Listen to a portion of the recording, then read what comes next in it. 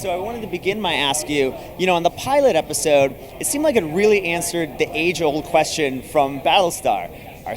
How human are Cylons and how does that interact? Was that something you really wanted to play with the new series, that kind of question, how close the relationship is between Cylons and humans? Well, it's sort of where that question begins. Caprica was designed to sort of be about an origin story. Okay, how were the Cylons created? And the big question of both Galactica and Caprica is, what does it mean to be human?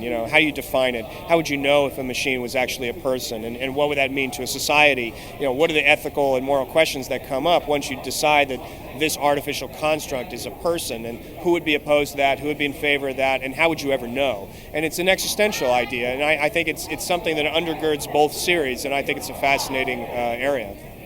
Certain differences that you wanted to maybe establish from the beginning to kind of establish that this is a different series? Was that something that you kind of were cognizant about doing? Yeah, I mean, from the outset, we said we're going to make a very different show than Battlestar. We love Battlestar. It's a great show. It's always going to be its own thing.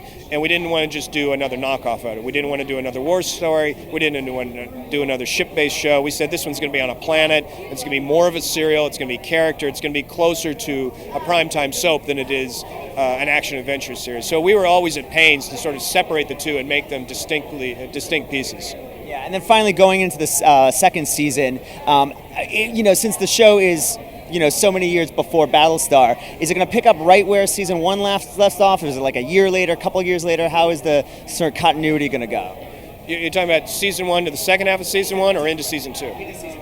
Into season two, our plan is to make a bit of a jump, but not quite as huge as what you might be expecting. There is a time differential, but not an enormous 20 years or anything like that.